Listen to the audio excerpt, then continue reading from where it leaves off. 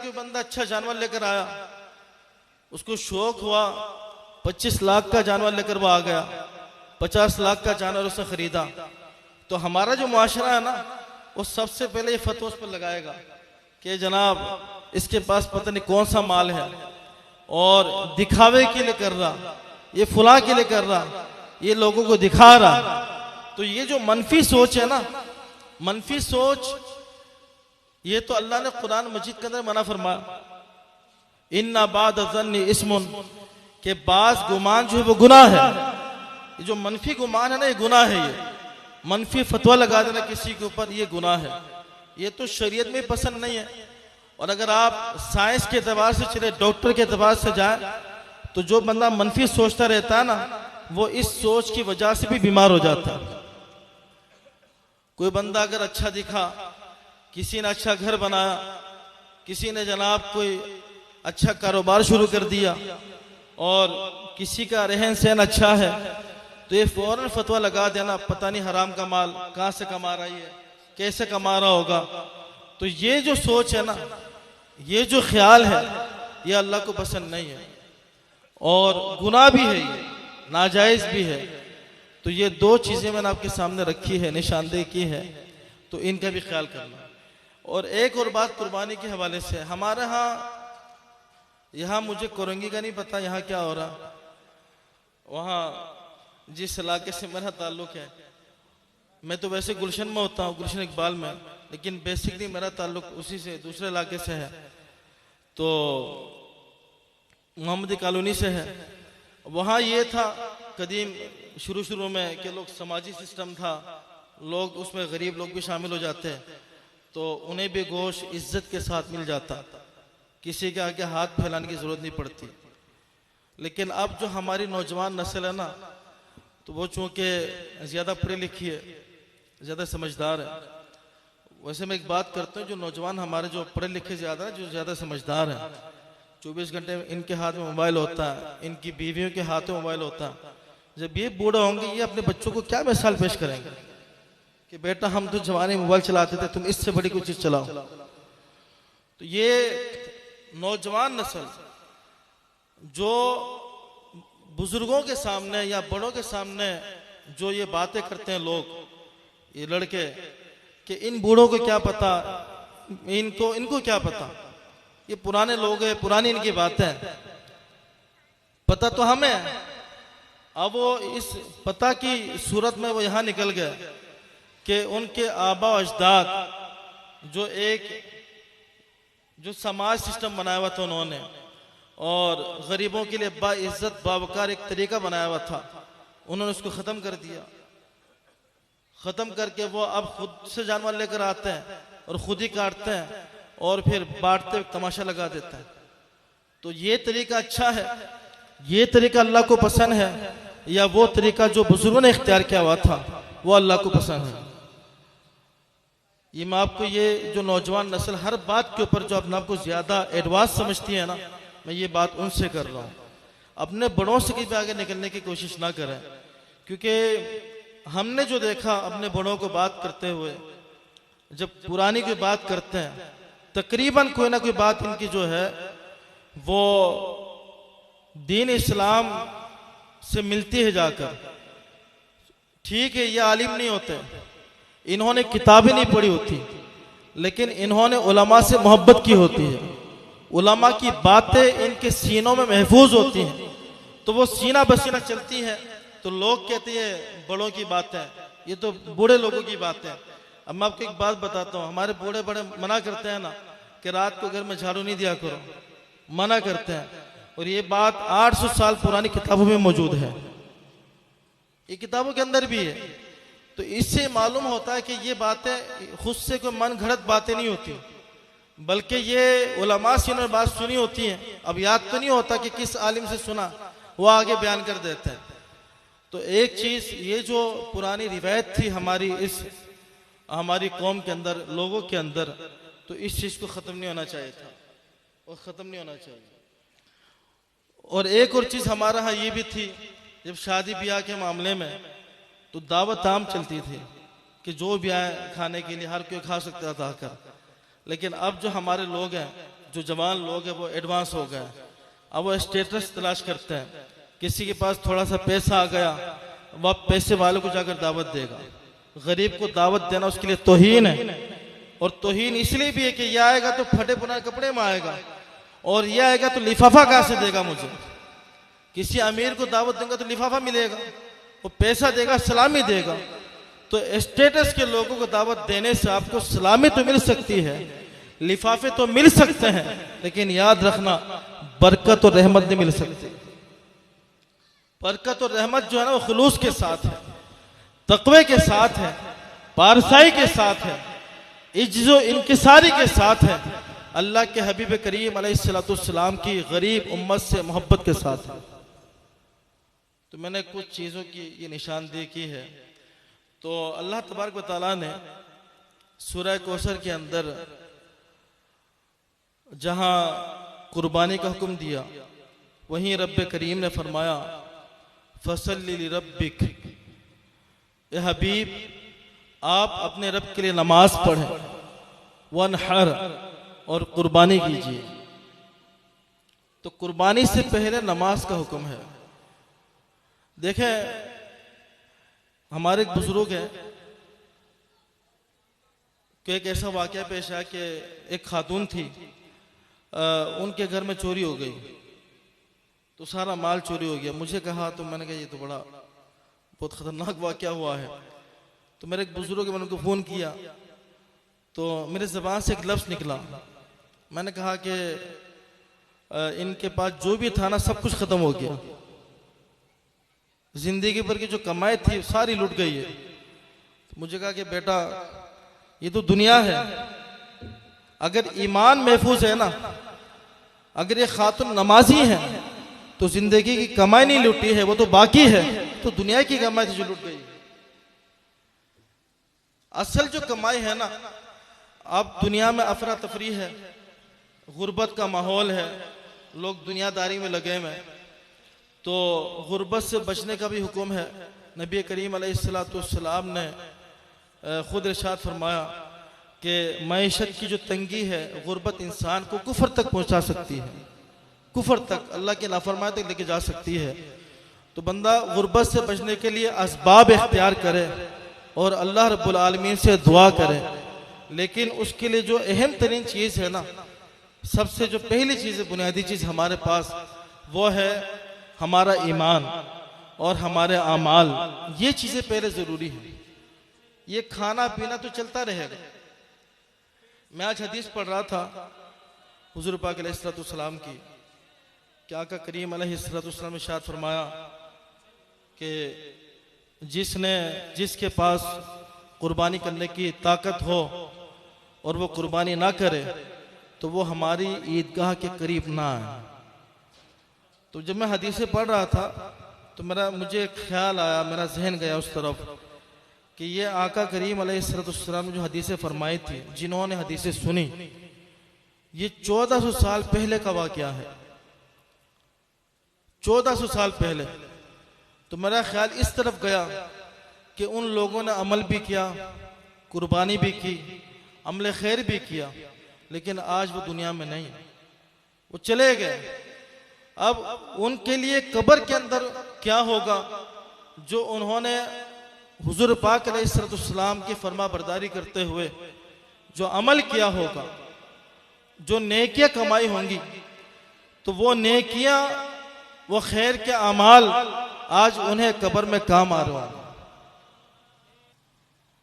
तो इसको मैं यहां सोच रहा था कि हम लोग दुनियादारी में इतने लगे हुए, इतने मसरूफ हैं कि हर बंदे इसको सोचे जरूर कि इस हालत में, यानी रात को जब तन्हाई में जाए, बंदा सोचे कि अगर इस वक्त मेरी मौत आ गई, अगर इस वक्त मेरी आंख बंद हो गई, क्योंकि अभी तो नागहानी मौत ज्यादा हो जाती है ना, नागहानी मौत ज्यादा है, तबई मौत कम होती है लोगों की, नागहानी मौत ज्यादा है। यानी परसों की बात है कि मुझे एक फोन आया, एक खातून बीमार है, तो पहले मैसेज आया उस नंबर से कि फुला का इंतकाल हो गया, जनाजा इतने बजे होगा। अच्छा, मुझे उन खातून का नाम नहीं आता, मैं डर गया एकदम। वो बीमार भी थी। मैंने कहा अल्लाह खैर करे। तो मैंने उस नंबर पर मैंने कॉल मिला दी। तो फिर मुझे फ़ोन आया, तो जिनकी आवाज़ भी सुनता था, खैर वो तो जिंदा। तो कहा कि मेरी बहन का इंतकाल हुआ। तो मैंने कहा कैसे? कहा बिल्कुल ठीक ठाक थी, रात को खाना खाया, सही सलामत थी, सोई और वहीं हार्ट अटैक और इंतकाल कर गई। तो नबी करीम अलैहिस्सलाम फरमाया कि नागहानी मौत से बचो, और नागहानी मौत से बचने के लिए अल्लाह की बारगाह में दुआ करो, क्योंकि ये जब अचानक मौत आती है ना, तो बंदे को वो मौका नहीं मिलता कुछ पढ़ने का और कुछ मामलात करने का मौका नहीं मिलता। बीमार होता है तो, और जब बीमारी आखिर स्टेज पर पहुंच जाए, जब बंदे को यकीन हो जाए, जब रिश्तेदार को डॉक्टर अलहदगी में बुलाकर बात करे, और जब मरीज रिश्तेदार से पूछता है कि बताओ डॉक्टर क्या कह रहा है, तो जब रिश्तेदार के चेहरे को मरीज देखता है कि चेहरा शशोपंज में है, परेशान है, और परेशानी में कहता नहीं नहीं डॉक्टर कह रहा है कि सब ठीक है, तो मरीज समझ जाता है कि कोई बुरी खबर है। डॉक्टर ने शायद कह दिया होगा कि आखिर स्टेज पर बंदा, या उसको किसी तरह से पता चल जाए, तो उस मरहले में जाकर बंदे को अल्लाह की याद आती है, उस मरहले में जाकर उसे कब्र नजर आती है। तो ये भी अल्लाह की तरफ से बंदे को रहमत होती है कि बंदा उस मरहले अल्लाह की बारगाह में तौबा करे, इस्तिगफार करे, क्योंकि अल्लाह ताला बंदे के आखिरी सांस तक जो है उसकी तौबा कबूल फरमाता। तो इसीलिए हुजूर पाक अलैहिस्सलाम ने फरमाया कि नागहानी मौत से बचने के लिए अल्लाह की बारगाह में दुआ क्या करो, और सेहत वाली लंबी जिंदगी के लिए भी अल्लाह की बारगाह में दुआ क्या करो कि सेहत के साथ लंबी जिंदगी मिले कि जिसमें तुम अच्छे अमाल कर सको। तो ये जो अमाल है ना, ये बड़े अहम होते हैं, बड़े जरूरी होते हैं कि बंदा अगर अचानक मौत आ जाए तो सोचे कि वो दुनिया से क्या लेकर जाएगा, जिस दुनिया के पीछे सुबह शाम लगा रहता है। बूढ़ा आदमी भी जो है ना, जो अरब खरबपति होता है, अरब खरबपति जब बैठता जाकर ऑफिस के अंदर, बिजनेस के ऑफिस में, फैक्ट्री के ऑफिस में जाकर बैठता है ना, वो किस लिए बैठता है जाकर? ताकि जो अरब रुपए वो खत्म हो जाए। नहीं, अगर उसके पास 10 अरब है तो उसकी चाहत होती है कि ऐसा ऑर्डर मिल जाए कि मुझे मजीद 10 अरब मिल जाए। ये दुनिया की हवस ऐसी है। इसीलिए हुजूर पाक अलैहिस्सलाम ने इरशाद फरमाया कि एक मिट्टी है कब्र की जो बंदे के पेट को भर सकती है, बाकी इसके अलावा कोई चीज बंदे के पेट को नहीं भर सकती। तो दुनिया की मसरूफियात इमाम गज़ाली अलैहि लिखा इह्या उल-उलूम के अंदर कि जो बंदा दीनी मामलात से हटकर, कहा जाए नमाज पढ़ो, कहता है टाइम नहीं मिलता क्या करूं, कहा जाए कुछ कुरान मजीद पढ़ा करो, टाइम नहीं मिलता क्या करूं, कहा कि कहीं अल्लाह का जिक्र कर लिया करो बैठकर, टाइम नहीं मिलता क्या करूं।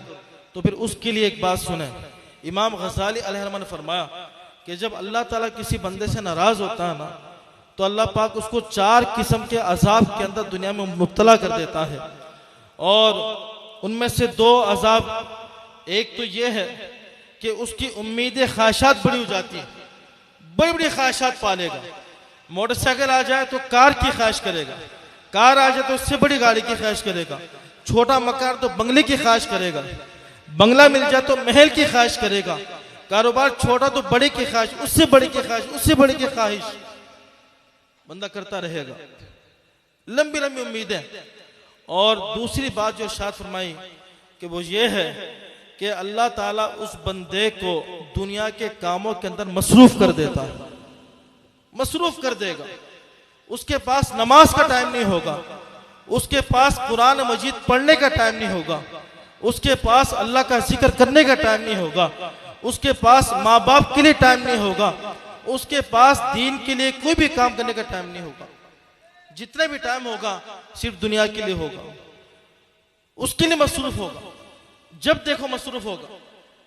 मैं ये बात उमूमन करता हूं कि अगर कोई आलिम हक, ये जो दुनियादार पैसे वाले लोग हैं ना, जो पैसे वाले लोग हैं, तो ये समझते कि मौलवी हमारे पास आता है चंदा मांगने के लिए, चंदा मांगेगा।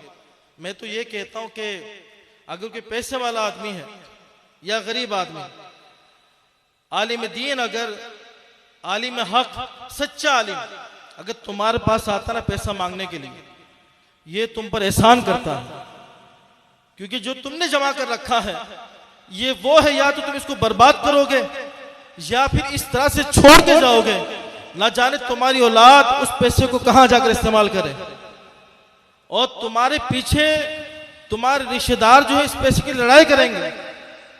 और ये आलिम तुम पर एहसान करता है, अगर तुम्हारी जेब से कोई पैसा तुम्हारा जहन बना कर निकाल कर अल्लाह के दीन के लिए लगा देता है, मस्जिद में लगाता है, मदरसे में लगाता है, उलमा पर खर्च करता है, ये तुम पर एक ऐसा एहसान है कि बरोज़ क़यामत क्या होगा। नबी करीम अलैहिस्सलाम ने सहाबा से फरमाया, सहाबा बताओ क़यामत के दिन मुफलिस कौन होगा, भूखा प्यासा कौन होगा, लाचार कौन होगा, ऐसा कौन होगा जिसके पास कुछ भी नहीं होगा, जिसकी कोई पूछता नहीं होगा, जिसकी कोई औकात नहीं होगी, जिसकी कोई हैसियत नहीं होगी। तो मफहूम अर्ज कर रहा हूँ, सहाबा किराम ने अर्ज की, अल्लाह रसूल आलम, या रसूल अल्लाह आप जानते हैं, अल्लाह रब्बुल आलमीन जानता है कि आप किसके मुतालिक फरमा रहे हैं। अल्लाह के हबीब करीम अलैहिस्सलातु वस्सलाम ने इरशाद फरमाया, मेरे सहाबा क़यामत के दिन मुफलिस लाचार वो होगा जिसका नाम अमाल नेकियों से खाली होगा। आज तुम्हारे पास पैसा है, आलिम दिन तुम्हें फोन करता है, दोबारा तुम फोन नहीं उठाते हो, तिबारा तुम फोन नहीं उठाते हो, चौथी बार फोन नहीं उठाते हो, मौलवी पैसा मांगेगा। अरे भाई तुम इस पैसे को लेकर कितना टाइम गुजारोगे, 50 साल, 60 साल, 70 साल, उसके बाद तो मौत है, पैसा तो यहाँ रह गया। जिस आलिम के से तुम भागते थे ना, वही आलिम तुम्हारे सामने क़यामत के दिन खड़ा होगा और अल्लाह रब्बुल आलमीन फरमाएगा, ए आलिम अगर तुझे मैंने सजा देनी होती ना, तुझे मैं अपनी सिफत जो इल्म है वो ना देता, और आज तुझे मैं इख्तियार देता हूँ, तू जिसको चाहे जितनों को चाहे अपने साथ लेकर जन्नत में दाखिल हो जाओ। तो अल्लाह ताला क़यामत के दिन एक शख्स ऐसा भी आएगा कि वो कहेगा, आलिम दीन मुझे भी जन्नत में लेकर जाए। आलिम कहेगा क्यों लेकर जाऊं? कहा कि दुनिया में मैंने आपकी कोई खिदमत तो नहीं की थी, लेकिन ये जरूर करता था कि मैं आपसे मोहब्बत करता था। तो अल्लाह फरमाएगा, ए मेरे बंदे इसको भी लेकर जाओ साथ। तो ये दुनियादारी इतनी खतरनाक चीज है। नबी करीम अलैहिस्सलातु वस्सलाम ने इरशाद फरमाया, हुब्बुद दुनिया रासु कुल्ली खतीअतिन, कि ये जो दुनिया की मोहब्बत है ना, हर फितने की जड़ है। बंदा अगर कहे नहीं जी मेरे पास पैसा आएगा, ज्यादा पैसा आएगा तो मैं दीन का और ज्यादा काम करूंगा, अगर दीन का काम करता है तो अच्छी बात है। और क्योंकि दीनदार को अल्लाह ताला एक इल्म देता है, अगर जो जाहिल भी होगा ना, जाहिल भी होगा, अगर वो अल्लाह का पसंदीदा हो, मालदार हो, बहुत पैसे वाला हो, अल्लाह उसको एक सोच देता है, अल्लाह उसके जहन के अंदर एक नूर अता फरमाता है। वो नूर कुरान का नूर है। अल्लाह फरमाता है, वमिम्मा रज़क़नाहुम युनफ़िक़ून, ए मेरे बंदे याद रखना, ये जितना माल है ना, ये माल तेरी जान, तेरी औलाद, तेरा घर, तेरा सब कुछ मेरा है। ये बात याद रखना, अगर तू इसमें से खर्च करेगा तो माल तो मेरा है, लेकिन मैंने तुझे एहसास दिया है कि मेरा माल तो अपने हाथ से खर्च कर और फिर मैं बरोज़ क़यामत तुझे इसका बदला अता फरमाऊं। तो ये मालदार हो, दीनदार हो, ये भी अल्लाह की अता है, वरना ये होता बाय चांस, वरना दुनियादार बंदा जो है उसके लिए बहुत मुश्किल होता है। और इसीलिए अल्लाह रब्बुल आलमीन ने कुरान मजीद में जा बचा बहुत सारे आयतें हैं जिनमें फरमाया, ए ईमान वालो अमल खैर करो, सब कुछ करो, लेकिन अपनी जो मायत है, रिफाकत है, सोहबत है, वो अच्छे लोगों के साथ रखो, अच्छे लोगों से जुड़ कर रहो, नेक लोगों से अपने आप को जोड़ कर रखो। तो इसका फायदा ये होगा, तुम्हारा ईमान भी महफूज रहेगा, तुम्हारा अमल भी महफूज रहेगा। और आखिर एक हदीस सुनाकर मैं इजाजत चाहूंगा नमाज के हवाले से। नमाज हर हाल में पढ़े। नमाज के हवाले से एक फिक़ही मसला आपके सामने बयान करता हूँ। नमाज कितना अहम है कि कोई काम पड़ गया, आप नमाज छोड़ रहे हैं, कारोबार किसी से सौदा हो रहा है, आपको ख्याल आ रहा है कि नमाज के लिए जाऊंगा तो सौदा कैंसिल हो जाएगा, तो आप दुनिया का सौदा तो कर रहे हैं, लेकिन आखिरत का सौदा कैंसिल कर रहे हैं आप। बातें बहुत सारी करने के लिए, खैर टाइम कम है, तो नमाज तो सरासर खैर है, सरासर खैर है। हुजूर पाक ने इरशाद फरमाया, जो फजर से पहले की 2 रकातें पढ़े, फजर से पहले की 2 रकातें पढ़े, अल्लाह के हबीब फरमाते हैं कि उसने दुनिया और आखिरत की सारी भलाइयां हासिल कर ली। अब आप मुझे बताएं, कोई शख्स फजर के वक्त में उठे, 2 रकात सुन्नत भी पढ़े, 2 रकात फजर भी पढ़े और चंद आयतें कुरान मजीद की तिलावत भी करे, उसके बाद रिज़्क़ हलाल के लिए निकल पड़े, उसके लिए तो ज़मानत अल्लाह के हबीब ने दे दी कि उसने दुनिया की सारी भलाइयां समेट ली। अब जिधर जाएगा अल्लाह रब्बुल आलमीन उसके हाथ में खैर ही अता फरमाएगा। लोग नमाज नहीं पढ़ते हैं, तावीज़ात के लिए भागते हैं। लोग नमाज नहीं पढ़ते हैं, दुआएं करवाते हैं कि अल्लामा साहब दुआ करें, इमाम साहब दुआ करें, बड़ी परेशानी है, बड़ी मुश्किलात है। इमाम साहब पूछे नमाज पढ़ते हो? इमाम साहब बस 1 हाथ पढ़ लेता हूँ, कोशिश करता हूँ। तो जो खैर का जरिया आप उसको इख्तियार नहीं कर रहे हैं, तो फिर दुआ में भी है बरकत, लेकिन ये भी जरूरी है। तो हदीस में अर्ज करके मैं बात खत्म करना चाह रहा हूँ। हदीस ये है, नबी पाक अलैहिस्सलातु वस्सलाम ने इरशाद फरमाया कि वो जो बेनमाजी होगा, बेनमाजी को अल्लाह ताला क़यामत के दिन किस सब में खड़ा करेगा, किन लोगों के साथ वो होगा। अल्लाह के हबीब इरशाद फरमाते हैं कि वो बरोज़ क़यामत फिरौन, कारून और शद्दाद, ये जो बड़े बड़े उतबा शेबा बड़े बड़े कुफार हैं, अबू जहल, इनकी सफ़ों में बेनमाजी जाकर खड़ा हो। अल्लाह पाक मुझे और आपको अमल की तौफीक अता फरमाए। तो आज इस पाकीज़ा महफिल के अंदर दिल में ये नियत करना, मैंने बहुत सारी बातें की हैं, 2 बातें इसके अंदर अहम है। एक बात है कि आपने नमाज की पाबंदी करनी है इंशाअल्लाह। कुछ भी हो जाए ना, नमाज ना छोड़, कुछ भी हो जाए। नमाज ये नूर है, नूर है। आप देखते भी है ना, जब कभी अब नमाज के लिए जाते हैं, वजू करके नमाज पढ़ने निकलते हैं, मैंने खुद अपने कानों से सुना, आपने भी सुना होगा, आप भी कहते होंगे यार जिस्म हल्का हो गया, जिस्म हल्का हो गया। नमाज ये तो दुनिया में महसूस कर रहे होते हैं ना, क़यामत के दिन अल्लाह इसका अजर कितना अता फरमाएगा। और जो दूसरी चीज़ है वो है, जो मैंने कुर्बानी के हवाले से बात की है, तो उसमें सबक ये है कि दूसरों के लिए हमेशा हमदर्दी रखें, हमेशा अपने लिए ना सोचें, दूसरों के लिए सोचें। दूसरों के लिए सोचेंगे ना, वो दूसरे अल्लाह के बंदे हैं, जो दूसरे हैं ना वो अल्लाह के बंदे हैं, उनका रिश्ता अल्लाह से है। एक बुजुर्ग से किसी ने पूछा कि आप बताएं जमीन पर सबसे बुरा इंसान कौन है, सबसे बुरा इंसान? तो कहा कि कोई नहीं है। बंदा बड़ा परेशान हो गया कि कोई नहीं है। लोग बेनमाजी भी हैं, शराबी भी हैं, तरह तरह के लोग, आपको कोई बुरा नजर नहीं आता। कहा कि मैं कैसे कहूं बुरा, क्योंकि मुझे तो एक रिश्ता याद आता है कि ये सारे लोग मेरे हबीब के उम्मती हैं। अल्लाह अकबर। तो जब आप अल्लाह के बंदे की मुश्किल को दूर करेंगे, हदीस पाक में है, अल्लाह के बंदे की मुश्किल को दूर करेंगे, अल्लाह के बंदे की खबर रखेंगे, अल्लाह के बंदे के काम आएंगे, तो अल्लाह आपके काम आएगा। आप करेंगे थोड़ा सा, अल्लाह आपके लिए फिर उतना करेगा, आपको अंदाजा भी नहीं होगा। अल्लाह पाक मुझे और आपको अमल की तौफीक अता फरमाए।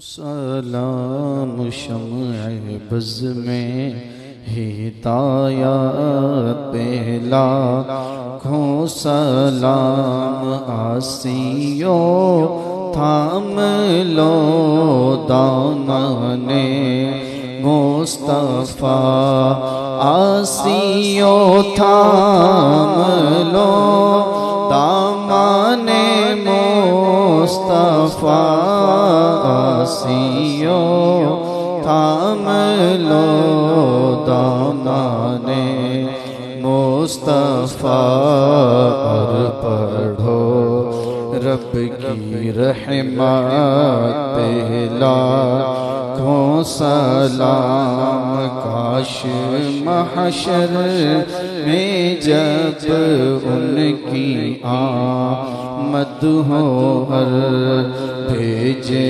सब उनकी शौकत पहला, खो सलाम डाल दी कल्ब में अज़मत मुस्तफ़ा सैयदी आला हज़रत पे लाखों सलाम। गौसे आज़म इमाम मोतुक़ावलों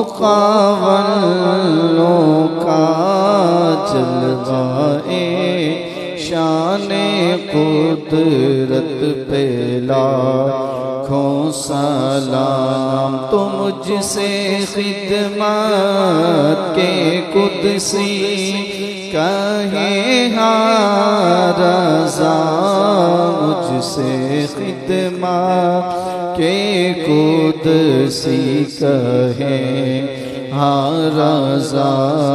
मुस्तफ़ा जान रहमत पे लाखों सलाम। शम्ए बज़ में हिदायत पे लाखों सलाम।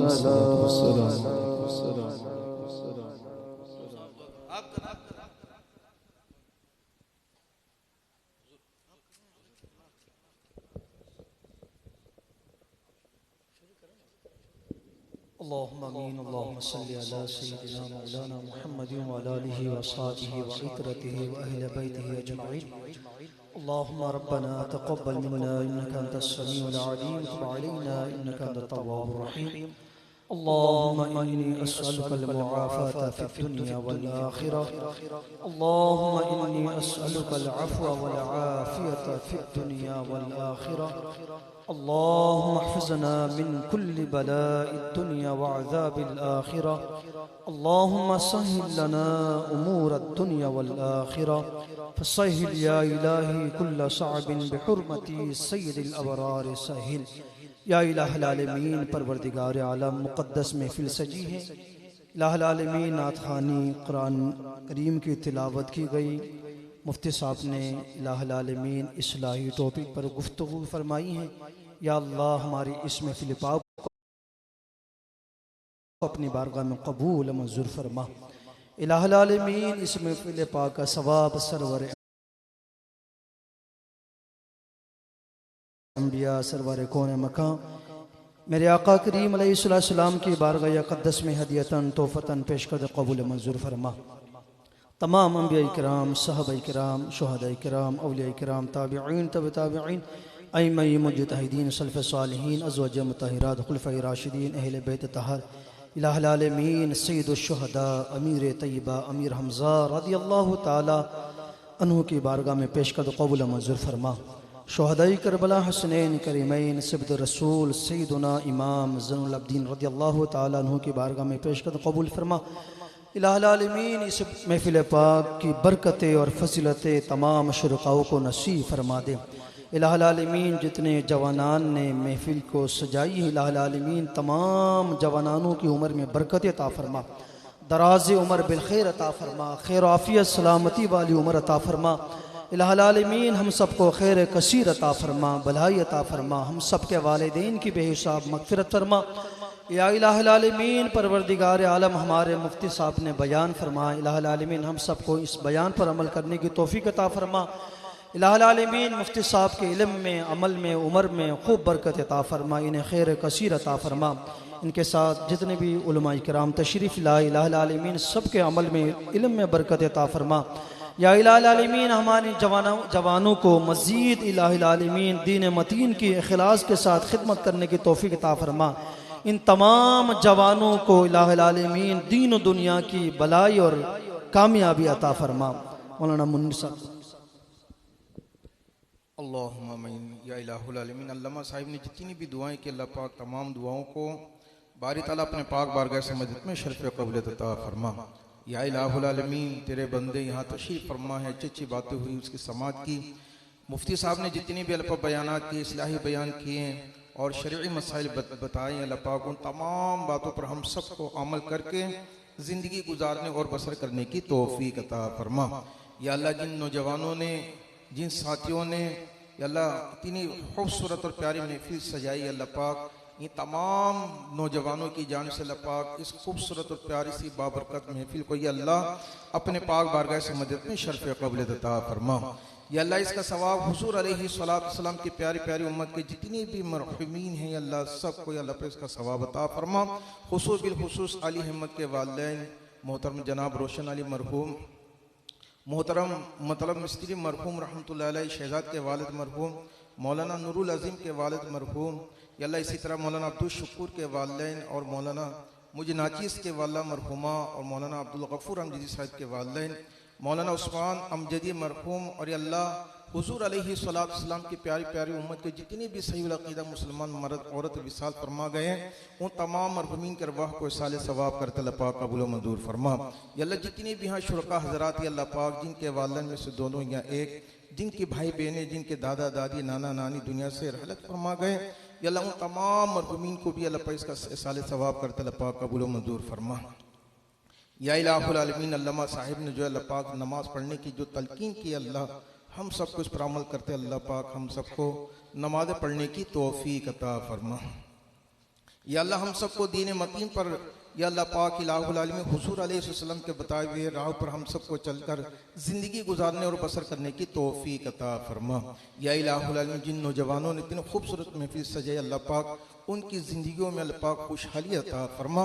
हमारे मुल्क पाकिस्तान के माशियत को अल्लाह पाक बेहतरी अता फरमा। मुल्क पाकिस्तान को अल्लाह पाक अच्छे हुक्मरान नसीब फरमा। हम अवाम पाकिस्तान को भी अल्लाह पाक अपने इस प्यारे और खूबसूरत से पाकिस्तान के अल्लाह पाक अपने किरदार से अफ़आल से कौल से अल्लाह पाक खिदमत करने की तौफीक अता फरमा। या इलाहुल आलमीन शुहदाए नश्तर पार्क के भी अल्लाह पाक मग़फ़िरत और बख्शी फरमा। या अल्लाह उन सब के दर्जात को बुलंद फरमा। या इलाहुल आलमीन जितने भी लोग अल्लाह पाक दीन मतीन की खिदमत कर रहे हैं अल्लाह सब की खिदमतों को अपने पाक बारगाह समदियत में शर्फ क़बूलियत अता फरमा। अल्हम्दुलिल्लाह रब्बिल आलमीन वस्सलातु वस्सलामु अला सय्यिदिल अंबिया वल मुरसलीन। लेकिन जिन नौजवानों ने साथियों ने आज के इस इज्तिमा के लिए कोशिश की है, रब करीम सबकी खिदमत की बारगाह में कबूल मंजूर फरमा। मौला करीम सबको इसका बेहतरीन बदला अता फरमा। हमारे अली अहमद भाई इनके साथ जितने भी अहबाब हैं, नौजवान हैं जो अरसे दराज से यहाँ महफिल सजाते हैं, मौला करीम इस रोशन महफिल के वसीले से इनके घरों को रोशन फरमा दे। या अल्लाह इनकी किस्मतों को रोशन फरमा दे, इनके नसीबों को रोशन फरमा दे। या अल्लाह इनके घरों पर रहमत नाजिल फरमा। जितने भी हाजिरीन शुरका हैं या अल्लाह सबकी दिली जायज़ हाजत को पूरा फरमा दे, सबकी परेशानियों रंजिशों बंदिशों को दूर फरमा दे। या अल्लाह खैर और बरकतों को हम सब का मुकद्दर फरमा दे, शकावत और बदबख्ती को हमसे दूर फरमा दे। कारी सलामत अली मरहूम के अल्लाह बख्श मग़फ़िरत फरमा, जन्नत फिरदौस में अल्लाह उन्हें आला मकाम अता फरमा। और भी जितने भी लोग मौला की दुआओं के लिए दुआओं के लिए ख्वाहिशमंद हैं सबके तमाम जायज़ हाजत को पूरा फरमा दे। इन्नल्लाह व मलाइकतहु युसल्लूना अलन नबी या अय्युहल्लज़ीना आमनू सल्लु अलैहि व सल्लिमू तस्लीमा। अल्लाहुम्मा सल्लि अला सय्यिदिना मौलाना मुहम्मदिन माअदिनिल जुद वल करम व अब्निहिल करीम व अहले बारक बिहक़्क़ि ला इलाहा इल्लल्लाह मुहम्मदुर रसूलुल्लाह। मैं अल्हम्दुलिल्लाह आज नूर नौजवाना ने अहले सुन्नत के तमाम नौजवानों के तहरीर से मशकूर और ममनून हो जिन्होंने इतनी खूबसूरत महफिल सजाई है और आवाम को मदऊ किया। अल्लाह पाक आप लोगों का आना हम सब